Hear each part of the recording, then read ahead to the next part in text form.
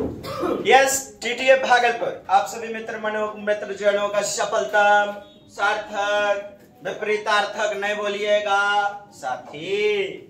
नमस्ते, आइए काजीरंगा चले। एक सिंगी गैंडा के लिए है प्रसिद्ध। एक सिंगी गैंडा भारत के असम राज्य में यूनेस्को की धरोहर के रूप में 1985 में जोड़ा गया जी। दाचीगम राष्ट्रीय उद्यान, दाचीगम कहां? जम्मू कश्मीर में, श्रीनगर से 22 किलोमीटर दूर। दाचीगम यानी कि 10 गांव उद्यान की स्थापना 1981 में हुई।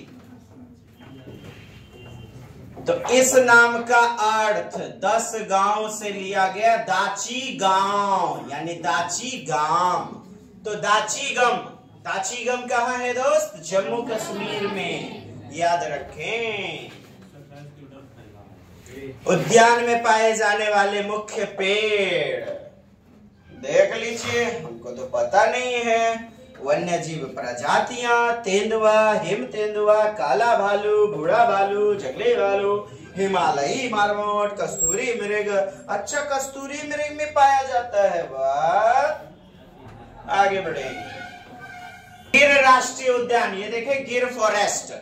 गिर राष्ट्रीय उद्यान आपका एशियाई शेरों के लिए प्रसिद्ध है। गिर राष्ट्रीय उद्यान कहाँ है?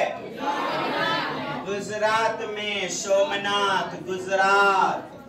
सोमनाथ मंदिर पर आक्रमण हुआ था ना। अच्छा, गुजरात याद रखेंगे, गुजरात। गिर राष्ट्रीय उद्यान, गिर राष्ट्रीय उद्यान किसके लिए? बाघों के लिए फेमस है। ठीक बात है, चलिए। सलीम अली, सलीम अली नेशनल पार्क पंछियों के कारण प्रसिद्ध है। सलीम अली पक्षी अभयारण्य गोवा राज्य के उत्तर गोवा जिले में एक दलदली स्थान है जो प्रवासी यानी टाइम टू टाइम आते हैं फिर चले जाते हैं, फूलों के मौसम में मिलने आते हैं, पतझड़ में पंछी बन के जाते हैं। तो प्रवासी पक्षी हमेशा नहीं रहेंगे। ये आदर्श अधिवास माना जाता है रहने का जगह। किसके लिए? पंछियों के लिए। कहाँ है दोस्त? गोवा में। नेक्स्ट, इसमें अलग अलग दुर्लभ प्रजातियां पाई जाती हैं पंछियों की।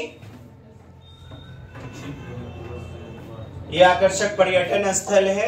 ठीक, अब देखें, ये गोवा को ना पर्यटकों का स्वर्ग भी कहा जाता है। गोवा जाते भी हैं, गाना भी बना है, आंखें मीच के गोवा वाले बीच पे कटपट्टी में देंगे खींच के, मैं भी आती आंखें मीच के। पर्यटकों का स्वर्ग बांदीपुर नेशनल पार्क। बांदीपुर बंगाली शेरों के लिए मशहूर है। बंगाल टाइगर, बंगाल। स्थापना 1974, कर्नाटक। बांदीपुर कहाँ है? कर्नाटक में। आइए देखें, Periyar national park. Periyar, Periyar national park, Periyar, Kerala. और कुछ? Periyar national park. Silent valley national park, silent valley.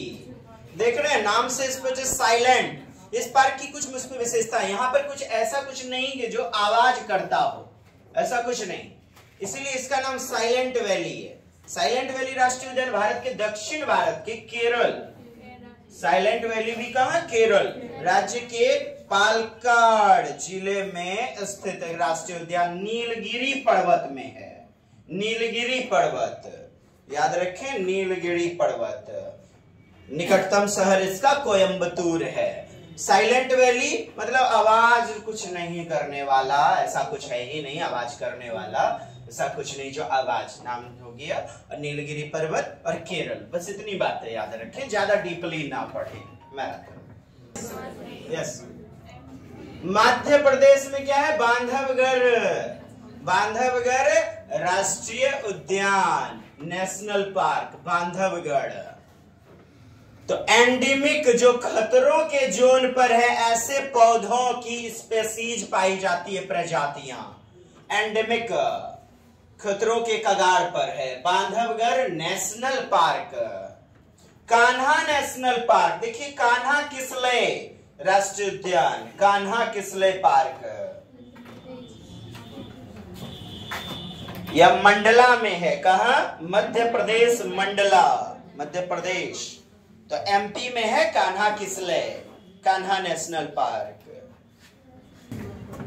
पेंच, देखिए पेंच नेशनल पार्क, पेंच नेशनल पार्क कहां? मध्य प्रदेश, मध्य प्रदेश में है पेंच national park.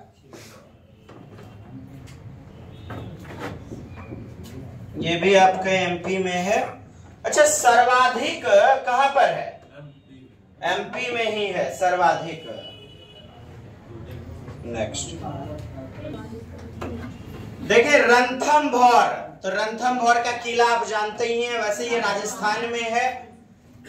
Ranthambore national park Rajasthan, Rajasthan. Sariska tiger reserve, tiger reserve national park, तो सरिस्का भी आपका राजस्थान में है।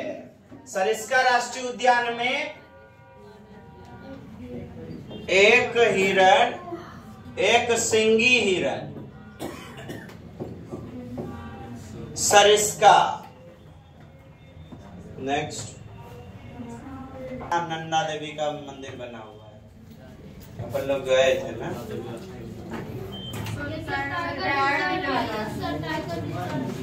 कौन सा मैडम? एक सिंगी हिरण चला दिए। हाँ,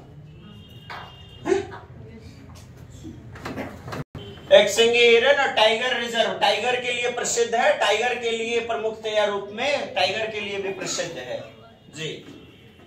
Nanda Devi national park, Nanda Devi national park, Nanda Devi राष्ट्रीय उद्यान, ये उत्तराखंड, भारत के उत्तराखंड राज्य में स्थित है, उत्तराखंड राज्य में।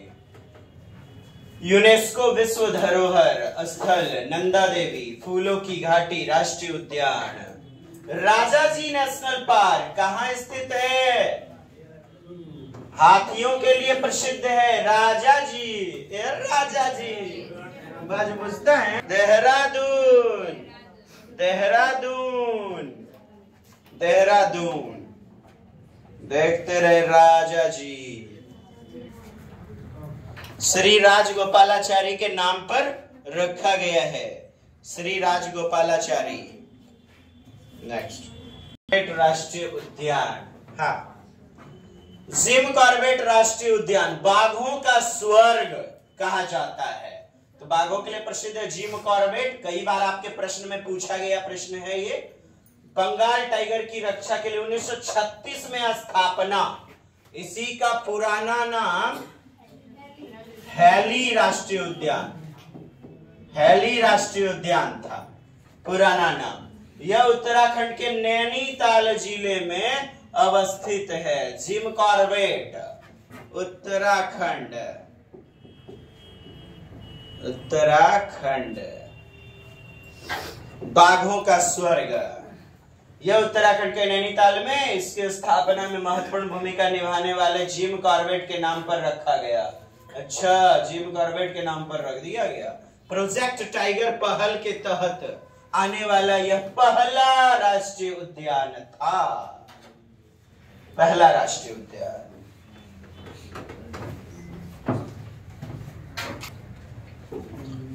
राष्ट्रीय उद्यान से संबंधित कुछ तथ्य हैं। भारत में वर्तमान समय में कुल 106 राष्ट्रीय उद्यान हैं, 106। भारत का पहला राष्ट्रीय उद्यान कौन सा है? तो उत्तराखंड राज्य में जो हैली राष्ट्रीय उद्यान, बोले तो वह जिम कॉर्बेट, पहला राष्ट्रीय उद्यान। हैली राष्ट्रीय उद्यान की स्थापना 1936 ईस्वी में। जिम कॉर्बेट राष्ट्रीय उद्यान किसके लिए प्रसिद्ध है? बाघों के लिए। भारत का पहला समुद्री राष्ट्रीय उद्यान कौन सा? तो गुजरात राज्य में कच्छ के रण क्षेत्र में पहला समुद्री राष्ट्रीय उद्यान, समुद्री राष्ट्रीय उद्यान कच्छ में। मरीन राष्ट्रीय उद्यान, मरीन राष्ट्रीय उद्यान। भारत का एकमात्र तैरता हुआ राष्ट्रीय उद्यान मणिपुर राज्य के विष्णुपुर जिले में केबुल लामजाओ। केबुल लामजाओ कहाँ है? मणिपुर में। मणिपुर में केबुल लामजाओ एकमात्र तैरते हुए झील के नाम से भी जाना जाता है। देखें, फैक्ट्स को पढ़ें। भारत के असम राज्य में स्थित काजीरंगा राष्ट्रीय उद्यान भारत का पहला गोल्डन टाइगर देखा गया। गोल्डन टाइगर यानी कि स्वर्ण टाइगर, स्वर्ण वाला बाघ, सोने का, गोल्डन का। यह भारत का एकमात्र गोल्डन टाइगर है। कौन? काजीरंगा। भारत में सबसे ज्यादा राष्ट्रीय उद्यान किस राज्य में हैं? तो एमपी में, मध्य प्रदेश में 12 राष्ट्रीय उद्यान। कहीं कहीं आप 11 पढ़े होंगे। उत्तर प्रदेश में कितने राष्ट्रीय उद्यान हैं? एक राष्ट्रीय उद्यान उत्तर प्रदेश में है, लखीमपुर जिले में दुधवा राष्ट्रीय उद्यान। दुधवा कहाँ है? उत्तर प्रदेश में। दुधवा राष्ट्रीय उद्यान उत्तर प्रदेश। आइए लोक चित्रकलाएं देखते हैं। मधुबनी चित्रकारी, मधुबनी या मिथिला चित्रकारी। राजा जनक जी के बाग में मिथिला। श्री सीताराम महादेव शंभो। यह चित्रकला मिथिला पेंटिंग नाम से भी जानी जाती है। यह पेंटिंग मिट्टी और गाय के गोबर से बनाई जाती है। सामान्य रूप से इस चित्रकला में हिंदू धर्म के देवी देवता कृष्ण, राम, शिव, दुर्गा, लक्ष्मी, सरस्वती, चांद, सूर्य, तुलसी आदि बनाए जाते हैं। इस पेंटिंग में कोई भी खाली जगह नहीं छोड़ी जाती है। सभी रिक्त जगहों को फूलों, जानवरों, पक्षियों, ज्यामिति, आकृति से भर दिया जाता है। इसमें कलर के लिए प्राकृतिक स्रोत चारकोल, हल्दी, केले की पत्तियां, नींबू, चावल का आटा, चावल को पीस दिया, लटलटा होता है ना, पलाश के फूलों का प्रयोग किया जाता है। यह कला बिहार में पाई जाती है। क्या? बिहार में। इस कला में फूल, पत्तियों, इंसान, जानवर, पक्षी, मछली आदि के चित्र बनाए जाते हैं। इन चित्रों में उभार लाने के लिए चावल के रंगीन पेस्ट, जैसे नील वगैरह मिला दीजिए, रंगीन हो गया। हल्दी मिला दीजिए, रंगीन हो गया। चावल में पानी मिला दीजिए, पेस्ट बन जाएगा। रंगीन पेस्ट का प्रयोग किया जाता है। इसमें भी प्राकृतिक रंगों का प्रयोग होता है जो नील, हल्दी, फूल, पौधे आदि से बनाए जाते हैं। ये देखिए खाली जगह, ये गॉड गॉडीज बनाया गया, देवी देवता का तस्वीर, और उसके बाद जो है ना तरह तरह की जो है ना चित्र बगल में जो है ना भर दिया गया, तरह तरह की। बताइए ये कौन है? हनुमान जी महाराज ना? अच्छा, पहचानते हैं? राधे कृष्ण है। दीवार में देखिए फाड़ चित्रकारी। फाड़ चित्रकारी आपका राजस्थान। फाड़ चित्रकारी के लिए कहां चले जाइए? राजस्थान जाइए। म्यारो राजस्थान, घूमड़ घूमड़। फाड़ चित्रकला राजस्थान की एक बहुत प्रसिद्ध चित्रकला है, जिसमें पारंपरिक रूप से कपड़े के एक टुकड़े को कैनवास के रूप में उपयोग किया जाता है, जो फाड़ या फड़ कहलाता है। फाड़, कपड़े के टुकड़े को फाड़ करके इसमें ज्यादातर बाबूजी और देवनारायण को चित्रित किया जाता है। बाबूजी फड़ चित्र सामान्यतः 15 फीट लंबी और देवनारायण फड़ चित्र 30 फीट लंबी होती है। पारंपरिक रूप से सड़ फड़ चित्रकला में सब्जी के रंगों से चित्रकारी की जाती है। राजस्थान के भीलवाड़ा, बस इतना डीपली ना पढ़ें, यहां से बस इतना ही याद रखें, फाड़ चित्रकारी कहां से संबंधित है? तो राजस्थान से। नेक्स्ट देख पा रहे हैं आप फाड़ चित्रकारी। देवी देवता का ना है, इंद्र महाराज का गज है हाथी। फाड़ चित्रकारी फाड़ चित्रकारी कहां से संबंधित है? राजस्थान से संबंधित है। देखिए, वाह क्या बात है, बात करो।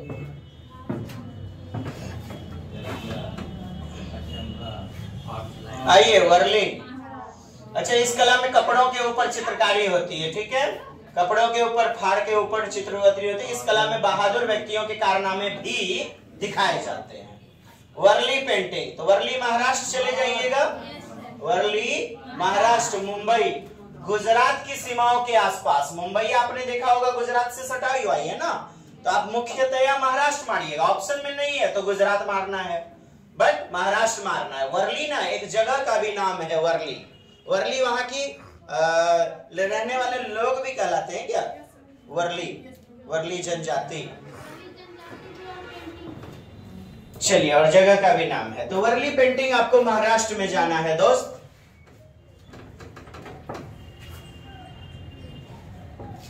सफेद पेंट चावल के पेस्ट, पानी और गोंद जैसे प्राकृतिक पदार्थों से बना होता है। चित्रों को बांस की चबाई गई टहनियों का उपयोग करके बनाया जाता है। बांस की चबाई गई, चुड़ा गया या छील दिया गया। इस आदिवासी कला में फूलों की जटिल ज्यामिति, पैटर्न, शादी की रस्में, शिकार के दृश्य आदि दिखाए जाते हैं। पढ़िए रूपम मैडम जी। इस आदिवासी कला में फूलों की जटिल ज्यामिति, पैटर्न, शादी की रस्मों, शिकार के दृश्य और रोजमर्रा की अन्य गतिविधियां शामिल होती है। रोजमर्रा डेली लाइफ जो है। वर्ली पेंटिंग की एक दिलचस्प विशेषता यह है कि इन चित्रों में किसी भी सीधी रेखा, चलिए देखिएगा, तरपा एक तुरही जैसा वाद्य यंत्र है जो कि पुरुषों के द्वारा बजाया जाता है। निरपा, नृत्य के दौरान जब संगीत बजता है तो महिला और पुरुष एक दूसरे का हाथ पकड़ के तरपा बजाने वालों के चारों तरफ घूम घूम कर नाचते हैं। तरपा, तो तरपा जो है किससे? लेडीज से जोड़ दीजिए मुख्य रूप से। तरपा पुरुष से, और निरपा किधर गया? तरपा संगीत बजाने महिला पुरुष छोड़ के जीवन के चक्र को प्रतिबिंबित करता है। नृत्य करते हुए लोगों का ये चक्र जीवन के चक्र को प्रतिबिंबित करता है। अच्छा जी, चलिए ठीक, आगे बढ़ा जाए, बस इतना है। काठी, तो चित्रकाठी आपका महाराष्ट्र चले जाना है। चित्रकाठी हाथ से, इस कला में हाथ से बने कागज पर कहानी के चित्रों के रूप में प्रस्तुत किया जाता है। प्राकृतिक रंगों का प्रयोग यहां भी होगा। चित्रकाठी, ये देखें चित्रकाठी। चित्रकाठी, चित्रकाठी कहां?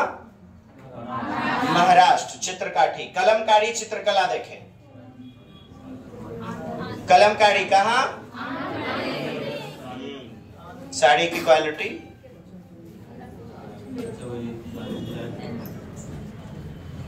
बैठ जाइए।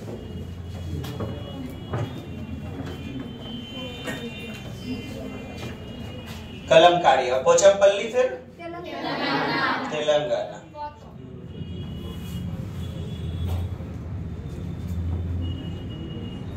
बैठे रहिए, छोड़ दीजिए।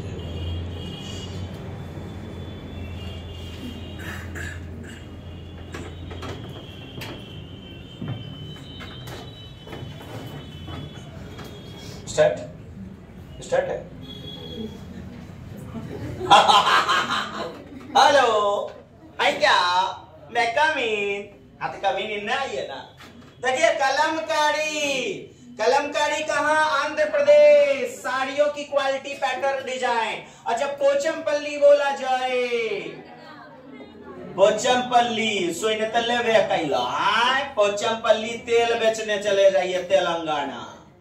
तेलंगाना पोचमपल्ली। कलमकारी चित्रकला भारत की प्रमुख लोक कलाओं में एक है। पढ़िए जनाब ऋषि कपूर भाई। कलमकारी चित्रकला कलमकारी चित्रकला भारत की प्रमुख लोक तथा कलाओं में से एक है। ये भारत के आंध्र प्रदेश राज्य की चित्रकला है। कलमकारी एक हस्तकला का प्रकार है जिसमें हाथ से सूती कपड़े पर रंगीन ब्लॉक से छाप बनाई जाती है। कलमकारी का प्रयोग कैनवस पर चित्र बनाने तथा सिल्क के कपड़ों पर पेंटिंग बनाने के लिए किया जाता है। मुख्य रूप से यह कला भारत एवं ईरान में प्रचलित है। कलमकारी भारत एवं ईरान में कैनवास जो है ना, कैनवास, हाँ। कलमकारी चित्रकला की जड़ें उन कहानियों में है जो संगीतकार और चित्रकार एक गांव से दूसरे गांव घूम कर हिंदू पौराणिक। चलिए ठीक है, कलाकार जो है ना बांस से खजूर की लकड़ी का ब्रश या पेन का इस्तेमाल करता है। कलमकारी को कला के रूप में स्थान हैदराबाद राज्य में गोलकोंडा सल्तनत, गोलकोंडा का किला है, काकतीय राजवंशों के द्वारा निर्मित 1200 ईस्वी, आप जानते हैं। पहले ये मिट्टी का हुआ करता था गोलकोंडा। मुगलों के शासन काल में इसे ज्यादा फलने फूलने का मौका मिला।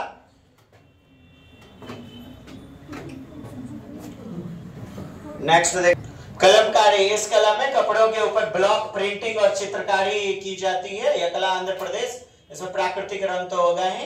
ये देखे कलमकारी, कलमकार सरस्वती माई बनेले है ना। जाओ, हमका कुछ नहीं आता, विद्या तुम दाता। क्या पढ़ोगे? मैया मैया, क्या बोले भैया? पट्टचित्र, पट्टा चित्रकारी कला, ओडिशा। पट्टा चित्रकारी कहाँ चले जाइएगा? ओडिशा में पट्टचित्र, ओडिशा। संस्कृत शब्द पट्ट जिसका अर्थ है कैनवास और चित्र जिसका अर्थ होता है पिक्चर से आया है। पट्ट मतलब कैनवास। पट्टा चित्रकारी, आकर्षक डिजाइन। अच्छा, भगवान जगन्नाथ उड़ीसा में क्या है? जय जगन्नाथ। पुरी है ना, जगन्नाथ पुरी। हाँ, सुभद्रा महारानी, बलराम जी। जो जगन्नाथ और कृष्ण के बाल रूप की शक्तियों को चित्रित किया जाता है। देखें, कृष्ण जी महाराज, गोपियां, दासियां, 1600 पटरानियां, यदुवंशी।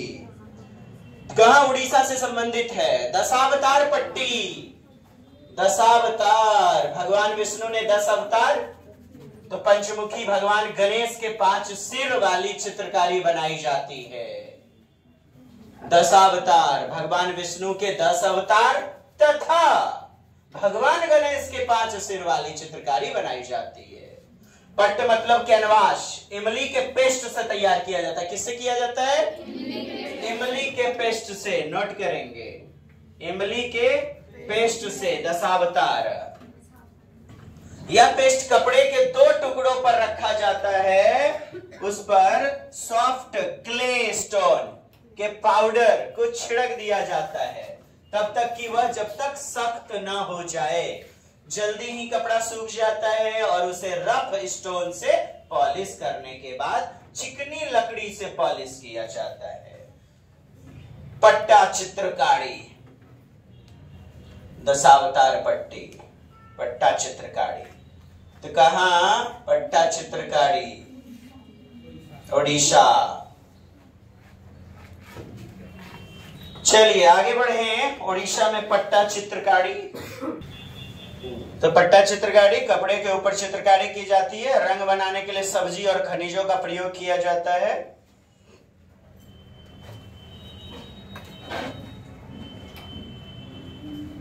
ये देखें, गोंड चित्रकला। गोंड मध्य प्रदेश, छत्तीसगढ़ के जनजातीय लोग। ये देखें,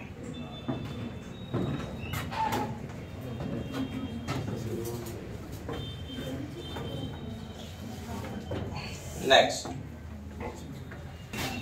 देखिए, कुछ महिला वस्त्र, कुछ वस्त्र हैं। मेखला चादर कहां? असम। मेखला चादर असम। कश्मीरी चोगा, तो नाम से स्पष्ट है, हिरन यानी कश्मीर। घाघरा चोली राजस्थान। लंगा, लंगा वानी धावनी दक्षिण भारत। मंडूम। सलवार कमीज पंजाब चले जाएं। अनारकली सलवार सूट उत्तर भारत। अनारकली सलवार सूट पूछा गया है। अनारकली सलवार सूट उत्तर भारत, तो उत्तरी वाला क्षेत्र जैसे आपका जो है ना उत्तराखंड हो गया, हिमाचल प्रदेश, पंजाब वगैरह उत्तर में है। पुरुष वस्त्र पगड़ी धारण करेंगे, पगड़ी पंजाब में। दस्तर, दस्तर महाराष्ट्र। फेटा मैसूर, मैसूर फेटा। साफा, ये क्या हो गया, उल्टा हो गया, साफा राजस्थान।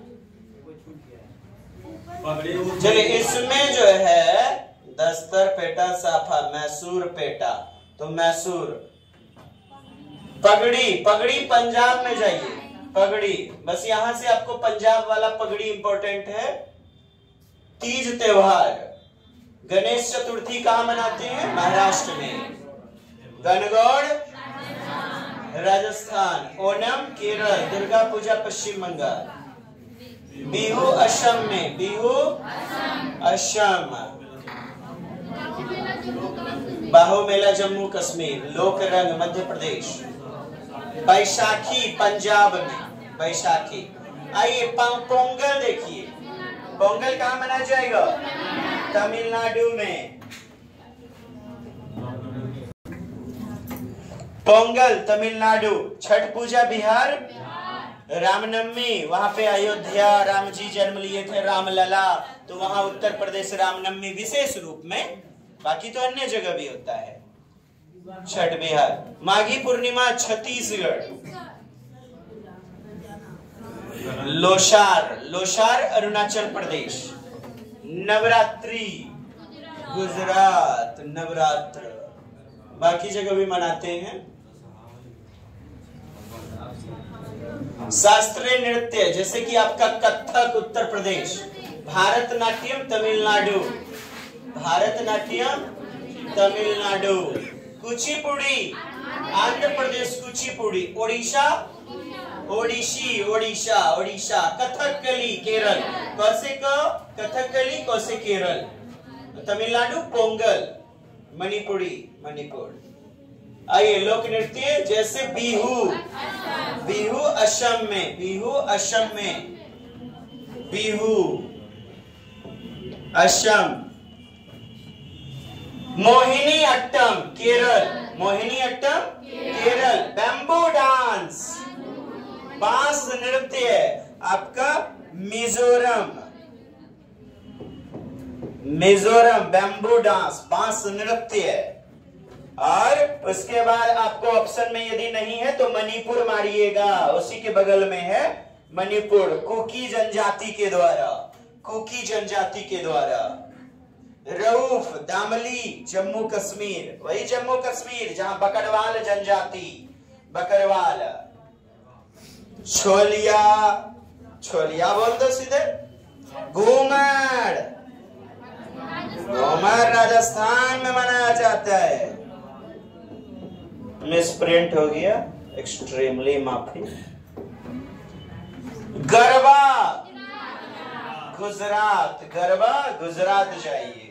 नेक्स्ट तमाशा लावणी महाराष्ट्र, तमाशा लावणी। भांगड़ा गिद्दा, भांगड़ा गिद्दा पंजाब, पंजाबी दा पुत्र मुंडिया।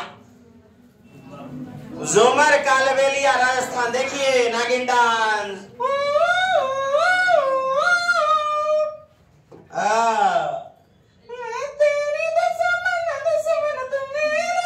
मैं नागिन तो सपेरा हुआ। कालबेलिया वहां के आदिवासी को भी कहते हैं राजस्थान के, और एक प्रकार के सांपों की मुद्रा वाला नृत्य है, डांस है। झूमर, झूमर, झूमर में आरो, पधारो में आरो देश रे। गरबा मध्य प्रदेश, गरबा बोलेगा तो अच्छो लगेगा। चेराओ नृत्य देखिए मिजोरम, इसमें बांसों का सहारा लेकर के डांस किया जाता है, इसलिए बैम्बू डांस भी बोलते हैं। वहां वो वाला भी सही था। तो चेराओ नृत्य मिजोरम। ये कालबेलिया राजस्थान। ये झूमर तो आपका हरियाणा होता है मुख्य रूप में, हरियाणा, हरियाणा। हाँ, घूमर जो होता है, घूमर राजस्थान में होता है। घूमर, घूमर राजस्थान ना, घूमर, घूमर राजस्थान। कैलवेलिया तो आपका ठीक है। चलिए आगे। जनजाति देखें, कोडवा, कोडवा जनजाति छत्तीसगढ़ झारखंड, सहरिया जनजाति मध्य प्रदेश एमपी, भील जनजाति राजस्थान, भील, संथाल, संथाली लोग झारखंड, उड़ाव भी झारखंड, मुंडा झारखंड। ये आप याद रखें, उड़ाव, मुंडा, उड़ाव, संथाल, मुंडा झारखंड, झारखंड। चांगपा जनजाति लद्दाख, चांगपा, चांगथांग जगह। गद्दी देखें हिमाचल प्रदेश, आपसे पूछा भी गया है गद्दी। बकरवाल देखें आप जम्मू कश्मीर, बकरवाल, बकरवाल जम्मू कश्मीर। थारू उत्तराखंड, उत्तराखंड। खड़वार उत्तर प्रदेश, जौनसारी उत्तराखंड, उत्तराखंड। भोटिया, भोटिया उत्तराखंड, भोटिया, भोटिया जनजाति उत्तराखंड। घुमंतु भोटिया आपने पढ़ा होगा नहीं, उत्तराखंड। घूमते घूमते राजस्थान भी। अच्छा, गोंड आपको याद रखना है, छत्तीसगढ़, गोंड। नागा जनजाति नागालैंड, नग्न रहने वाले नहीं। मणिपुर, अरुणाचल प्रदेश, वही 7 सिस्टर्स राज्य में नागा, नागालैंड, नागा आपका Nagaland. Garo, Khasi, Jaintia Meghalaya, very very important. Garo, Khasi, Jaintia जनजाति, कुकी, कुको जनजाति मणिपुर, कुकी जनजाति, कुकी। लेप्चा सिक्किम, लेप्चा। टोडा तमिलनाडु, जारवा अंडमान निकोबार, जारवा। वर्ली महाराष्ट्र, लुसाई मिजोरम, वर्ली महाराष्ट्र। ये तो आप जान ही रहे हैं, वर्ली महाराष्ट्र। आइए, very very important fact, sericulture. Sericulture जो है ना, रेशम कीट पालन से संबंधित है। रेशम के कीड़ों को पाला जाता है। रेशम के कीड़ों से रेशम प्राप्त किया जाता है। रेशम के कीड़े सहतूत के पेड़, किसके पेड़ पर? ये रेशम ना एक प्रकार का प्रोटीन होता है। क्या होता है? रेशम के प्रकार सर, मुगा, एड़ी, कोसा, ये प्रकार है रेशम के। भारत के कई स्थान जैसे बनारस, पोचमपल्ली, असम रेशम के कपड़े के लिए प्रसिद्ध है। तो एक प्रकार का प्रोटीन है सहतूत के पेड़, रेशम के कीड़ों से। कीड़े, वाह क्या कीड़ा है, जबरदस्त, रेशम के कीड़े। ये देखें सहतूत, सहतूत, सहतूत के पेड़ पे ये रेशम का कीड़ा, सहतूत, यही है सहतूत। छोटा छोटा एकदम इतना इतना सा फलता है। स्टार्ट कीजिए। हाँ यारा, तूत भी बोलते हैं, सहतूत बोलते हैं शुद्ध रूप में, तूत, सहतूत। देखने में जितना सुंदर दिखता है उतना ही ये बेशकीमती भी होता है।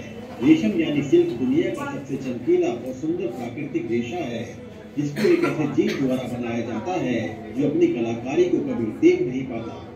रेशम के इस जीव को सिल्क वर्म, रेशम का कीड़ा या रेशम कीट भी कहा जाता है। रेशम प्राप्त करने के लिए रेशम के कीड़े को सहतूत के पत्ते खिलाकर बहुत अच्छी तरह से पाला पोसा जाता है, जिसके एवज में उससे उत्तम श्रेणी का रेशम प्राप्त किया जाता है। इन जीवों की भूख इतनी अधिक होती है कि इनके लिए शहतूत का बागान लगाया जाता है, जिनसे इनके लिए शहतूत के ताजे व उत्तम श्रेणी के पत्ते प्राप्त किए जा सके। लगभग 4 हफ्ते भरपूर पत्ते खाने के बाद ये जीव अपनी शुरुआती अवस्था से 500 गुना बड़े हो जाते हैं और प्यूपा बनने की प्रक्रिया शुरू करने से पहले इनकी प्राकृतिक समझ इनको रेशम का धागा बुनने यानी कुकुन बनाने को प्रेरित करती है। यहीं से रेशम बनने की प्रक्रिया शुरू हो जाती है। प्यूपा की अवस्था में जाने से पहले ये कीड़े सुरक्षा के लिए अपने मुंह से एक धागा या रेशा निकालकर अपने चारों ओर लपेट लेते हैं। वास्तव में ये धागा या रेशा कुछ और नहीं बल्कि इस जीव के मुंह से निकली लार यानी सलाइवा होती है। लार, सलाइवा कठोर रेशे या धागे का रूप ले लेती है। इस धागे की लंबाई 1000 मीटर से 1300 मीटर यानी लगभग 1 किलोमीटर से ज्यादा हो सकती है। 1 किलोमीटर से ज्यादा लंबा हो जाने के बाद ये जीव इसमें लगभग 3 हफ्ते तक रहते हैं, लेकिन कुकुन बनने के 1 हफ्ते के अंदर ही इन सभी कुकुन को गर्म पानी में डाल दिया जाता है, जिससे रेशम के कुकुन का धागा या रेशा खुलने योग्य हो जाता है।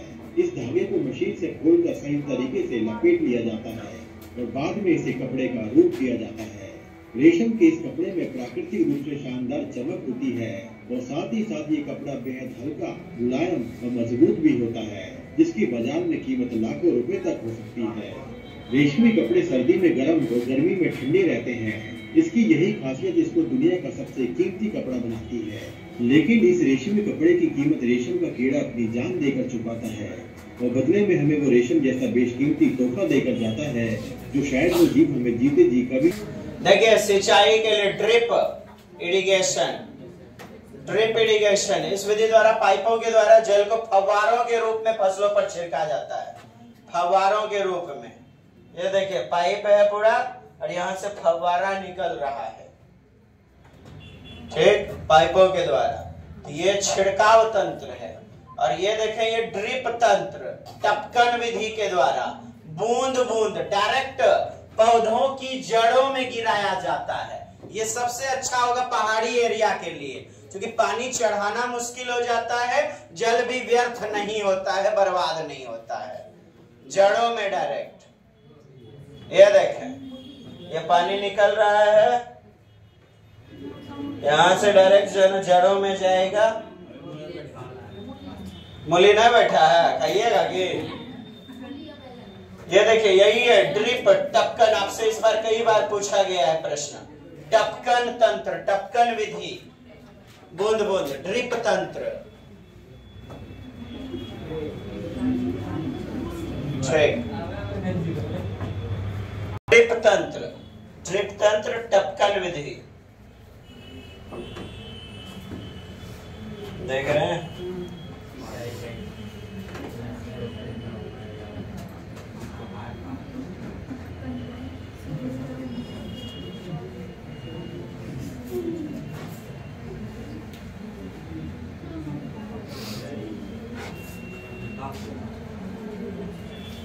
ड्रिप इरिगेशन सिस्टम, टपकन विधि।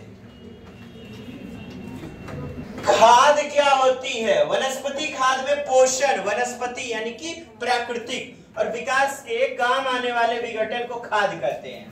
खाद मुख्य रूप से जैव पदार्थ और जैविक खाद। जैविक खाद यानी कि कीट पतंगा जैसे केचुआ डाल करके तैयार किया जाता है। मैन्योर जैविक, रासायनिक नहीं, केमिकल वाला नहीं। 4 प्रकार का, गोबर खाद, एनिमल मैन्योर, गाय का पोटी वगैरह, कंपोस्ट, कंपोस्ट हरी खाद, प्लांट मैन्योर छिलका वगैरह, रासायनिक खाद, ठीक। गोबर खाद देखें, गोबर खाद, यस, रेड। गोबर खाद हम पशुओं, गाय, घोड़ा, कभी कभी सूअरों के ठोस एवं द्रव मल मूत्र का एक सड़ा हुआ मिश्रण है, जिसमें साधारणतया भूसा, बुरादा, छीलन अथवा अन्य शोषक पदार्थ जो पशुओं के बांधने के स्थान पर प्रयोग किया गया हो, गोबर की खाद कहते हैं। गोबर की खाद, गाय, घोड़ा, पशु, कभी कभी सूअरों के भी ठोस एवं द्रव मल मूत्र का एक सड़ा हुआ मिश्रण है। जाकर के बथानी से दोकोनी पर रख देते हैं गड्ढा में गोबर, साधारणतः भूसा, बुरादा, छिलकर, अन्य कोई शोषक पदार्थ जो पशुओं के बांधने के स्थान पर प्रयोग किया जाता है वो गोबर की खाद कहलाता है। गोबर का प्रयोग किया हुआ, तो गोबर खाद तो आप समझ रहे हैं, एनिमल मैन्योर। अब कंपोस्ट खाद देखें। कंपोस्ट खाद एक प्रकार की खाद है जो जैविक पदार्थों के अपघटन एवं पुनर्चक्रण से प्राप्त की जाती है। यह जैविक खेती का मुख्य घटक है। कंपोस्ट बनाने का सबसे सरल तरीका है नम जैव पदार्थों जैसे पत्तियां, बचा खुचा खाना आदि का ढेर बनाकर पत्तियां, बचा खुचा खाना का ढेर बनाकर, तो जैव पदार्थ कंपोस्ट तो सड़ने गलने के लिए छोड़ देते हैं काल तक, यानी कुछ समय तक इसका विघटन हो जाता है। कुछ सप्ताह, कुछ महीने के बाद ह्यूमस में बदल जाता है। ह्यूमस में कंपोस्ट बनाने की आधुनिक विधि कई चरणों में पूर्ण होती है। प्रत्येक चरण में वायु, कार्बन, नाइट्रोजन समृद्ध पदार्थों के बड़े नपे तुले ढंग से डाले जाते हैं। अब देखिए कृषि में हरी खाद जो होती है, हरिहर खाद, हरा वाला, आपसे कई बार पूछा जा चुका है। उस सहायक फसल को कहते हैं जिसकी खेती मुख्यतः भूमि में पोषक तत्वों को बढ़ाने तथा उसमें जैविक पदार्थों की पूर्ति करने के उद्देश्य से है। इसमें फसल में जैविक पदार्थ की पूर्ति कर दिया जाता है। प्रायः इस तरह की फसल को इसके हरी स्थिति में ही हल चलाकर मिट्टी में मिला दिया जाता है। माने मिट्टी में मिला करके उस मिट्टी की गुणवत्ता को बढ़ा दिया जाता है। हरी खाद से भूमि की उपजाऊ शक्ति, भूमि की रक्षा होती है। तो हरी खाद तो बेहतरीन खाद होती है। उर्वरक रासायनिक केमिकल मिला हुआ जो कि बहुत खतरनाक होगा। ज्यादातर इसका प्रयोग करने से क्या होगा, बंजर होता चला जाएगा। कई बार पूछा है आपसे प्रश्न, ज्यादा प्रयोग करने से क्या हो जाएगा, नुकसान होगा भूमि को। पढ़ लेते हैं जी। कृषि में उपज बढ़ाने के लिए प्रयुक्त रसायन है जो पेड़ पौधों की वृद्धि सहायता के लिए इस्तेमाल किए जाते हैं। पानी में शीघ्र घुलने वाले ये रसायन मिट्टी में या पत्तियों पर छिड़काव करके प्रयुक्त किए जाते हैं। पौधों मिट्टी से जड़ों द्वारा एवं ऊपरी आवश्यक तत्वों छिड़काव करने पर पत्तियों उर्वरक अवशोषित कर लेते हैं। उर्वरक पौधों के लिए आवश्यक तत्वों की तत्काल पूर्ति के साधन है, लेकिन इनके प्रयोग के कुछ दुष्परिणाम भी हैं। ये लंबे समय तक मिट्टी में बने नहीं रहते हैं। सिंचाई के बाद जल के साथ ये रसायन जमीन के नीचे भौम जल स्तर तक पहुंचकर उसे दूषित करते हैं। नीचे तक को दूषित कर देते हैं। मिट्टी में उपस्थित जीवाणुओं और सूक्ष्म जीवों के लिए भी ये घातक साबित होते हैं। घातक होते हैं। इसलिए उर्वरक के विकल्प के रूप में जैविक खाद का प्रयोग कीजिए, हरी खाद का प्रयोग कीजिए। भारत में रासायनिक खाद का सर्वाधिक, चलिए ठीक है, सर्वाधिक प्रयोग पंजाब में होता है। इसके उपयोग पे हमें बहुत कम ध्यान देना चाहिए। इससे जो है ना बंजर हो जाएगी, बैरन हो जाएगी, भूमि जो है बंजर होती चली जाएगी, उसर होती चली जाएगी। नेक्स्ट बाबू पढ़ेंगे हरित गृह प्रभाव। पृथ्वी का हरित गृह प्रभाव अर्थात वो जो है क्या बोलते हैं, greenhouse effect. Greenhouse effect, पृथ्वी का ऊष्मायन, माने कि पृथ्वी ज्यादा से ज्यादा गर्म होती चली जाएगी, ऊष्मायन होती चली जाएगी। तापमान जब जरूरत से अधिक हो जाए ना तो ग्रीन हाउस हमारी पृथ्वी कहलाती है, उसको पहुंचेगा इफेक्ट नुकसान। यही है आपका ग्रीन हाउस इफेक्ट। अब कुछ गैसें वगैरह भी देखना है हमें मुख्य रूप से। यहाँ से कई क्वेश्चन आ जाते हैं आपके इक्का दुक्का जी। जब पृथ्वी का तापमान जरूरत से अधिक हो जाता है तो उसे हरित गृह प्रभाव, ग्रीन हाउस इफेक्ट कहते हैं। सबसे पहले इसका जीन बेस्टिवेस्टे फ्यूरियर ने पहचाना था। कारण हरित गृह प्रभाव बेस्टिस्ट फ्यूरियर ने पहचाना था। कारण क्या कारण है आखिर पृथ्वी पर ऊष्मा बढ़ने का? CO2 gas, methane, CH4, CO2 carbon dioxide, methane CH4। अच्छा, ज्यादा से ज्यादा कार्बन की मात्रा बढ़ जाएगी, कार्बन डाइऑक्साइड बढ़ जाएगा तो पृथ्वी गर्म होती चली जाएगी। तो मुख्य रूप से carbon dioxide, CH4 methane, nitrous oxide N2O को लाफिंग गैस का सूत्र क्या होता है बताइए?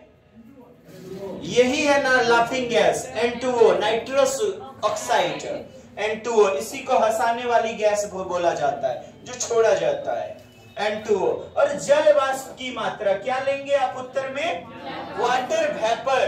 क्योंकि वाटर वेपर के साथ साथ तरह तरह की अशुद्धियां भी मिली रहती हैं, तरह तरह के घातक रासायनिक गैसें, इसीलिए जल वाष्प को लेना है आपको उत्तरों में।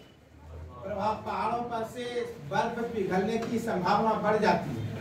बर्फ पिघलने से समुद्र का जल स्तर बढ़ जाता है, जिसके कारण समुद्र के आसपास के क्षेत्र जल में डूब सकते हैं। हाँ, हिम वगैरह पिघलने लगेंगे, ग्लेशियर। इसके कारण पृथ्वी पर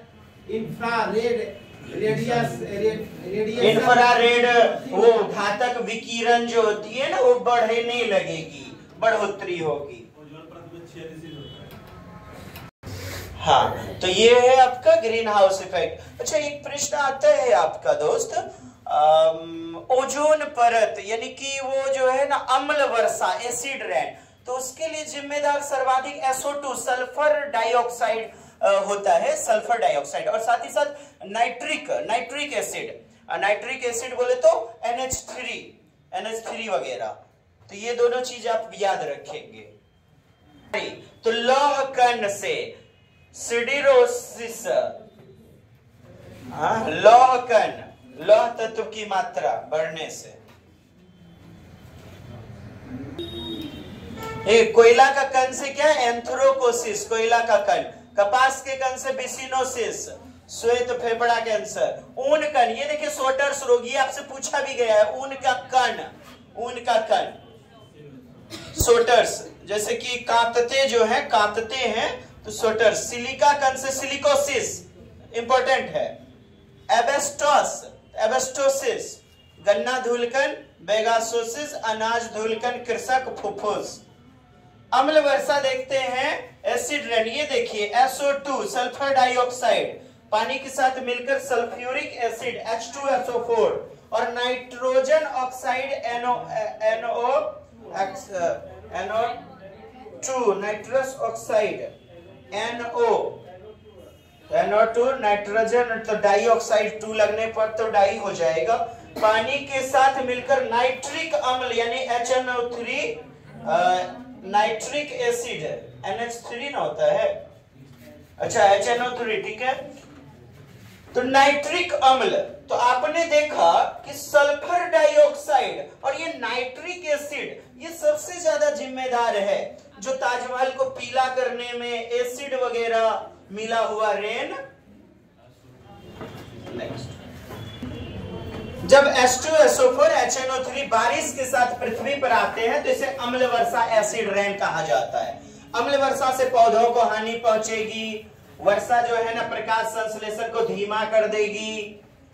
यह वर्षा मिट्टी की अम्लीयता को बढ़ा देती है, जिससे जीवों को भी हानि होगी।